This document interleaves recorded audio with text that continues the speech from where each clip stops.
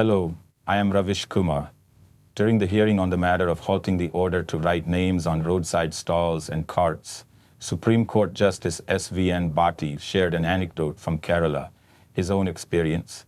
He said that in Kerala there was a vegetarian dhaba, roadside eatery, owned by a Hindu and another by a Muslim. He often went to the Muslim's vegetarian dhaba to eat. He said that its cleanliness was of international standards. This one anecdote exposes all the notions that sometimes promote anti-Muslim sentiments in your hearts and minds, based on dirt or meat. The Supreme Court has halted the directives to write names on dhabas and carts. The Constitution gives a person so much power, how can it remove their helplessness? For an example of this, one can understand by seeing Arif removing his own name with a knife. When Salman removed the sign Salman fruit seller from his cart, his faith in the Constitution must have increased, realizing that it is his protector. Otherwise, those who took the oath would have made Arif and Salman do such things that would have broken their hearts. Subhash, the sweet seller, also removed his name. It must have felt strange to him that because of Arif and Salman, even his name was wanted by the administration.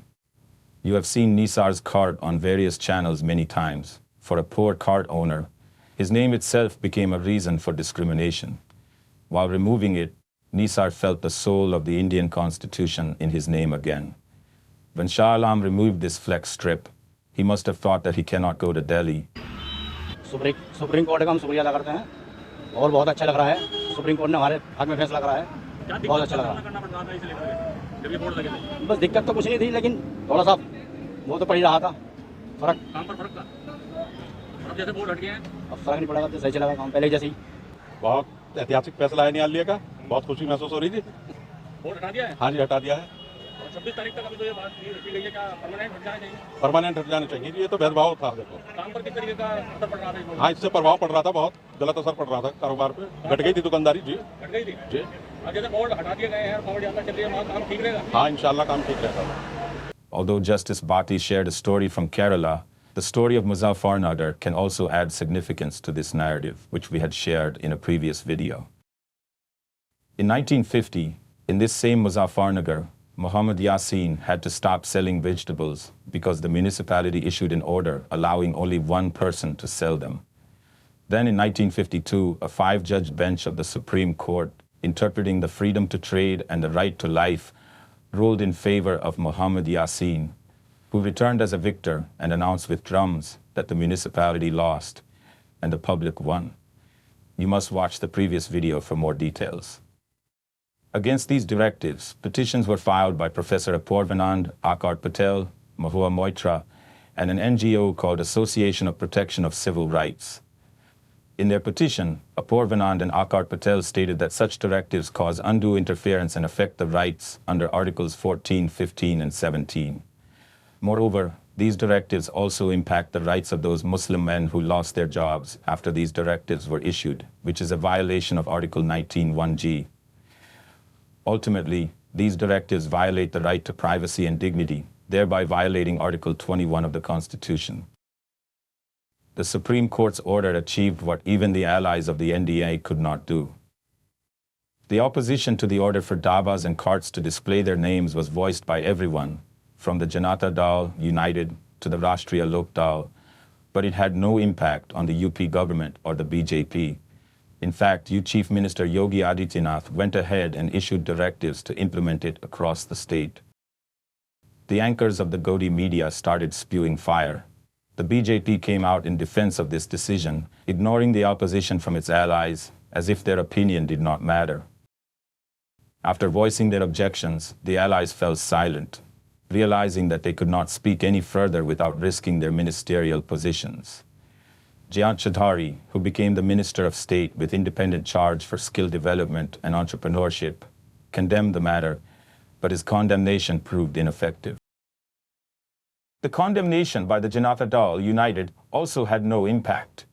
This one incident made it clear that the status of the NDA allies in anti-Muslim matters is such that they can speak up if they want, but it will not change the BJP's politics. हमारा जो stand है इस issue पे हमारे प्रदेश अध्यक्ष बोल चुके हैं, वही पार्टी का स्टैंड है।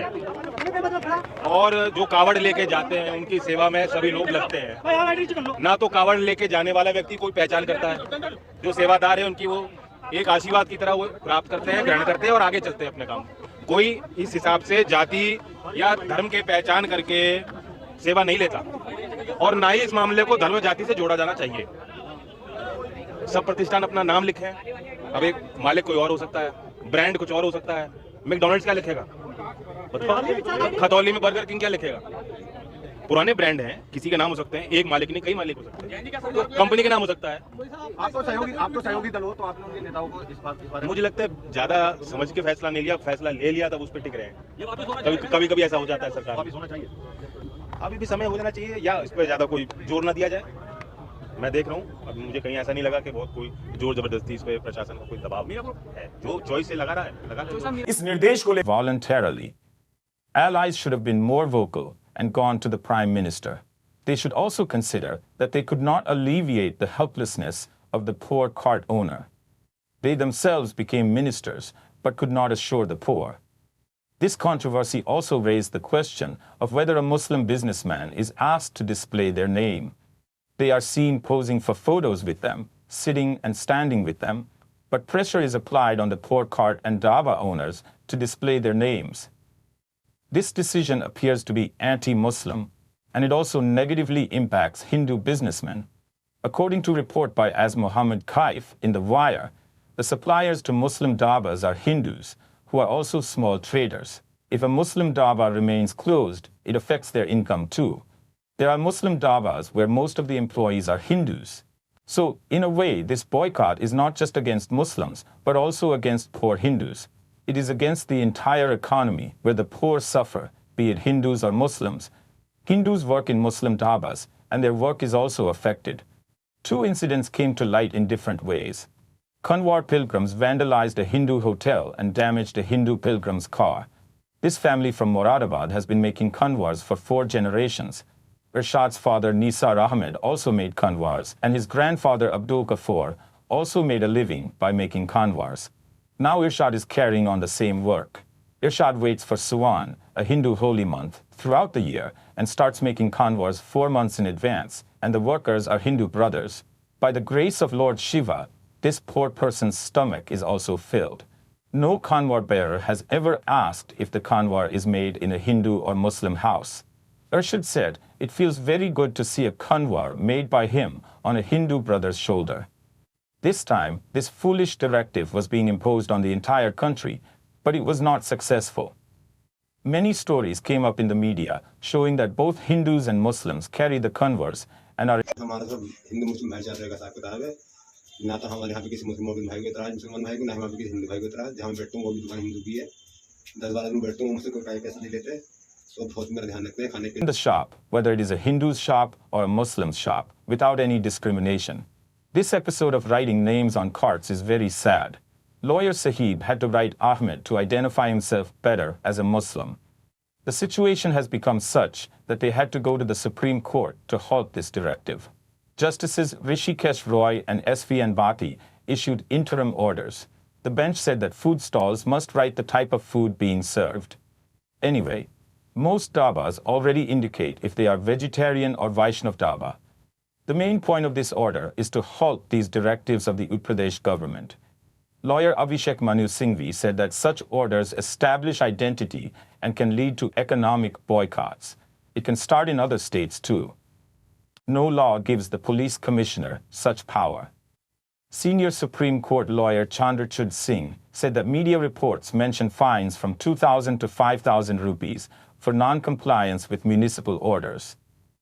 Singhvi said that the Food Safety Standard Regulations 2020 and the Food Safety and Standards Act 2006 do not state that dhaba owners must write the owner's name, only mention the calories and whether it is vegetarian or non-vegetarian.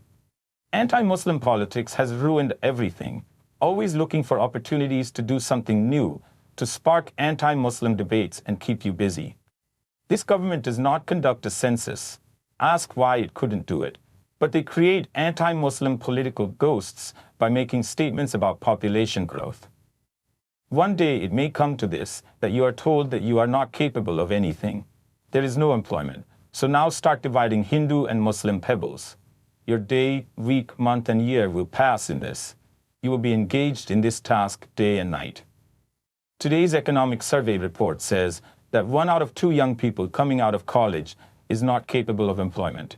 The government that runs the Skill India campaign admits this in its economic survey. Today's need is to make everyone employable, but everyone is being made an expert in anti-Muslim politics. Hello, I'm Ravish Kumar.